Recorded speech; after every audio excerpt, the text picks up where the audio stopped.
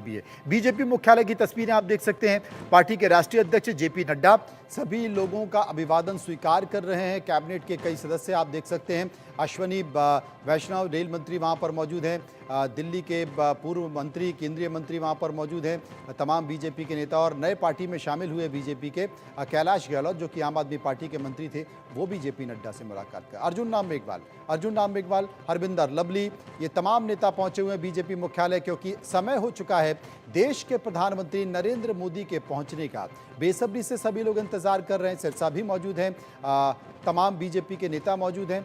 ये सब इसलिए भी मौजूद हैं क्योंकि बस देश के प्रधानमंत्री नरेंद्र मोदी यहाँ पहुंचेंगे। आज सुबह ही वो विदेश यात्रा से वापस आए हैं और बीजेपी मुख्यालय पहुंचेंगे। उनका स्वागत किया जाएगा। एक है तो सेफ है नारे का जिक्र उन्होंने किया था। इसके साथ साथ वो अगला संकेत भी देंगे, क्योंकि बीजेपी के साथ एक खासियत है कि वो कोई भी चुनाव जीतने के बाद इत्मीनान से नहीं बैठती है। वो अगले ही दिन से, दूसरे ही दिन से वो एक्टिव हो जाती है और चुनाव प्रचार में लग जाती है और वो देखती है कि उसका अगला टारगेट क्या है। एक सफलता बीजेपी की ये भी है। संजय ठाकुर, प्रवक्ता बीजेपी, इस वक्त हमारे साथ मौजूद हैं। संजीव सिंह, प्रवक्ता कांग्रेस के, हमारे साथ मौजूद हैं। और पीयूष बंका, वरिष्ठ पत्रकार, हमारे साथ मौजूद हैं। और सबसे पहले मैं पीयूष बंका साहब के पास चलूंगा। बंका जी, माफ कीजिए, पीयूष पंत जी हमारे साथ मौजूद हैं, मैं उनके पास चलूंगा। पीयूष जी, ये जो चुनाव है, इस चुनाव के मद्देनजर दो राज्यों की तस्वीर दिखाई देती है। एक राज्य में भारतीय जनता पार्टी तूफान लेकर आई, आंधी लेके आई, और उसके आंधी तूफान में जितने भी राजनीतिक दल और बड़े बड़े दिग्गज जो कि भारतीय राजनीति के पुरोधा के तौर पर माने जाते हैं, वो सब इस आंधी में उड़ गए। लेकिन अगर झारखंड की बात करें तो बहुत ज्यादा दम ना तो कांग्रेस के नेताओं में थी, ना अगर झारखंड मुक्ति मोर्चा को देखें, क्योंकि झारखंड मुक्ति मोर्चा के मुख्यमंत्री पर भ्रष्टाचार का आरोप लगा, वो जेल में आए, जेल से वापस आए तो उनकी इमेज को बड़ा डेंट लगा। बीजेपी ने वो संकेत भी देने की कोशिश की, बावजूद बीजेपी हरियाणा नहीं जीत पाई, बावजूद बीजेपी, माफ कीजिए, झारखंड नहीं जीत पाई। कारण? प्रदीप जी, ये सवाल आप ही से है। जी नमस्कार मनोज जी। देखिए, झारखंड की स्थिति दूसरी थी। झारखंड में जिस तरह से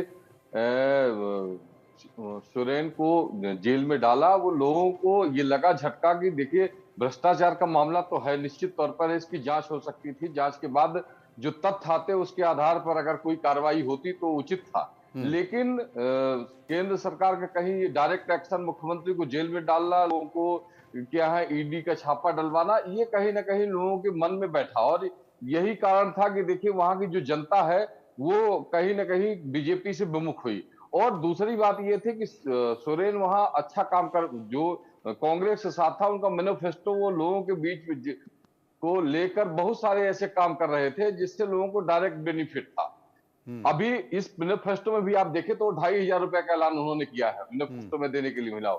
तो मुझे लगता है कि कई सारे ऐसे तथ्य भी थे जिसके आधार पर झामुमो को वहां वोट प्रतिशत उसका बढ़ा। कांग्रेस का आप देखिए, कांग्रेस उनके साथ रही, लेकिन कांग्रेस को उतना बेनिफिट नहीं दिखाई पड़ा जितना झारखंड मुक्ति मोर्चा को वहां मिला है। तो और बीजेपी जिस तरीके से स्ट्रेटजी वहां बना के चल रही थी, तो वो बहुत अच्छी, मतलब कोई ऐसी पॉलिसी बीजेपी की अलग से कोई पॉलिसी उसमें नहीं थी कि मैनिफेस्टो में, जिससे वहां के झारखंड के लिए कुछ अलग से पैकेज हो, या झारखंड के महिलाओं के लिए या युवाओं के लिए कोई रोजगार का मामला हो। तो कहीं ना कहीं थोड़ी सी कमी बीजेपी में रह गई। शिवराज जी को वहां प्रभारी बनाया गया था जी। लेकिन मुझे लगता है कि जिस तरीके से महाराष्ट्र में काम किया बीजेपी ने पहले से, झारखंड में उस तरीके से काम नहीं कर पाए, झारखंड में उस तरीके से सबको एकजुट नहीं कर पाए, झारखंड में वो नारा जमीन पर ठीक से उतर नहीं पाया कि एक रहेंगे तो सेफ रहेंगे। संजय ठाकुर, भारतीय जनता पार्टी के प्रवक्ता, मेरे साथ मौजूद हैं। संजय ठाकुर साहब, मिठाई नहीं खाने वाले नेता भी जलेबी खूब छान रहे हैं और वो शुगर की चिंता ना करते हुए खूब जलेबी खा भी रहे हैं। आप देखिए, देवेंद्र फडणवीस जलेबी खा रहे हैं, मना भी कर रहे हैं तो भी नहीं रुक रहे हैं। देखिएगा शुगर ना हो जाए, कहीं मीठे का ज्यादा असर ना हो जाए। संजय जी,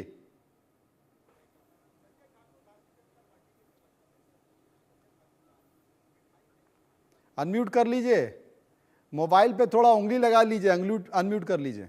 नहीं, बिल्कुल मैं मोबाइल पे नहीं हूँ।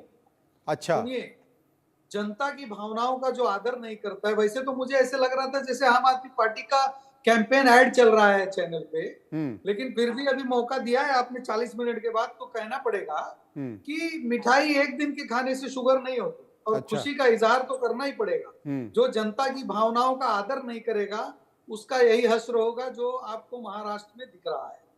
जब बाला साहब के विचारों को तिलांजलि देकर अधर्मियों और विधर्मियों के साथ गठबंधन किया उद्धव ठाकरे ने, उसी दिन से ये तय हो गया था कि ये सब होना है। आप बताइए, आप चुनाव जीतने के लिए अगर